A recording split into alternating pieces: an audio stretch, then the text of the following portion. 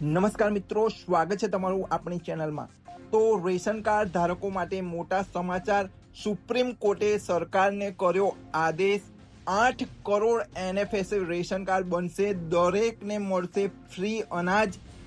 2 મહિનાની અંદર બનશે 8 કરોડ એનએફએસએ રેશન કાર્ડ। તો મિત્રો દરેકની વિગત આપણે આ વિડીયોમાં લેવાના છીએ, તો વિડીયો લાસ્ટ સુધી જોજો। ચેનલ પર નવા હોય તો ચેનલને પણ સબસ્ક્રાઇબ કરી દેજો। તો સૌથી પહેલા આપણે જોઈએ કે 2021ની વસ્તી ગણતરી કરવામાં આવી નથી।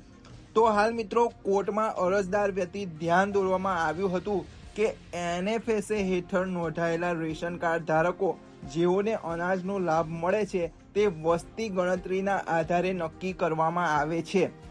2021ની વસ્તી ગણતરી હાથ ધરવામાં આવી ન હોવાથી વસ્તીમાં વધારો થયો હોવા છતાં 2011ની વસ્તી ગણતરીના આધારે કવરેજ એટલે કે લાભ ચાલુ છે, જેના કારણે 10 કરોડથી વધુ લોકોને એનએફએસએ ક્ષેત્રમાંથી બાકાત રાખવામાં આવ્યા છે। તો મિત્રો જે હાલ 2021માં વસ્તી ગણતરી થવાની હતી એ થઈ નથી, પરંતુ 2011માં વસ્તી ગણતરી થઈ હતી। સમથિંગ 15 વર્ષ થવા આવ્યા જ્યારે વસ્તી ગણતરી થઈ હતી, ત્યારના જે લાભાર્થીઓ હતા એ જ લાભાર્થીઓ હાલ અનાજ લઈ રહ્યા છે અને એ જ લાભાર્થીઓને એનએફએસએમાં કવરેજ મળી રહ્યું છે, એટલે કે એનએફએસએ એમનું કાર્ડ છે। પરંતુ 2021માં જે વસ્તી ગણતરી થાત તો 10 કરોડથી વધુ જે રેશન કાર્ડ ધારકો છે એમને બાકાત થાત અને એમને લાભ મળે। તો મિત્રો કવરેજ વધારવામાં આવ્યું ન હોવાથી મોટા ભાગના રાજ્યોએ એનએફએસએ હેઠળના તેમના જે રેશન કાર્ડ લાભાર્થીઓને છે કોટા સમાપ્ત કરી દીધો છે। આથી કોર્ટે એમને આદેશ આપી દીધો છે કે કેન્દ્ર સરકારના વધારાના 8 કરોડ લોકોને રેશન જારી કરશે રેશન કાર્ડ, અને એનએફએસએમાં નિર્ધારિત કોટા દ્વારા બંધાયેલા રહેશે નહીં। એટલે કે કોર્ટે જે રાજ્ય સરકાર છે એમને આદેશ આપી દીધો છે કે હવે તમારે કોઈ પણ કોટા બંધાયેલા નથી, તમે ગમે એટલા એનએફએસએ કાર્ડ બનાવી શકો છો। મિત્રો નેક્સ્ટ જોઈએ કે એનએફએસએ રેશન કાર્ડ બનાવવા નિર્દેશ આપ્યા। તો સુપ્રીમ કોર્ટે 19 માર્ચ 2024 પ્રસ્થાપિત મજૂરોની પુનઃ સમસ્યાઓ અને મુશ્કેલીના કેસમાં અરજી નંબર MA94/2022 પર સુનાવણી કરતી વખતે સ્થળાંતરિત કામદાર અને અસંગઠિત ક્ષેત્રના કામદારો માટે ખાદ્ય સુરક્ષા સુનિશ્ચિત કરવા માટે મહત્વપૂર્ણ નિર્દેશ આપ્યા છે।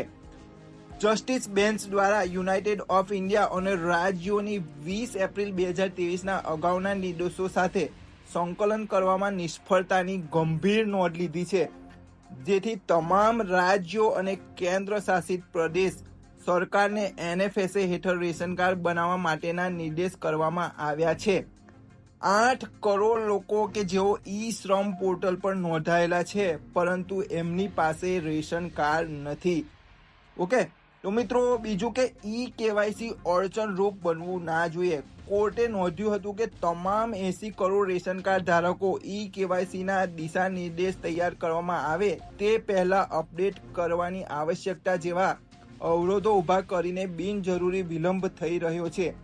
બેન્ચે નોંધ્યું હતું કે એનએફએસએ લાભાર્થીઓ સાથે ઈ શ્રમ રજિસ્ટ્રેશન મેચ કરવાની કવાયત પહેલાથી જ હાથ ધરવામાં આવી હતી અને તેના આધારે એવું જાણવા મળ્યું હતું કે લગભગ 8 કરોડ લોકો જે ઈ શ્રમ પોર્ટલ પર નોંધાયેલા છે એમની પાસે એનએફએસએ રેશન કાર્ડ નથી અને તેઓને આ કાયદા હેઠળ દર મહિને અનાજનો લાભ મળતો નથી।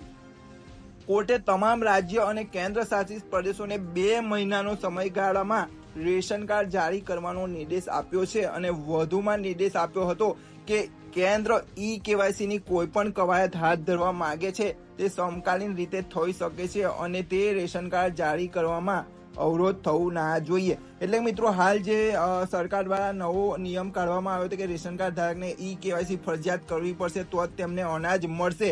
તો કોર્ટે એવો નિર્દેશ આપ્યો છે કે જે આ રેશન કાર્ડ હાલ બનાવવાના છે એમાં આ ઈ કેવાયસી કોઈ પણ રીતે અવરોધ થવું ના જોઈએ। તો બસ મિત્રો, આશા રાખું છું વિડીયો ગમ્યો હશે। વિડીયો ગમ્યો હોય તો લાઈક કરજો, ચેનલને સબસ્ક્રાઇબ કરી લેજો અને વધુમાં વધુ શેર કરજો। તો મળીશું નવા વિડીયોમાં નવી ઇન્ફોર્મેશન સાથે, ત્યાં સુધી રજા આપજો। જય હિન્દ, જય ભારત।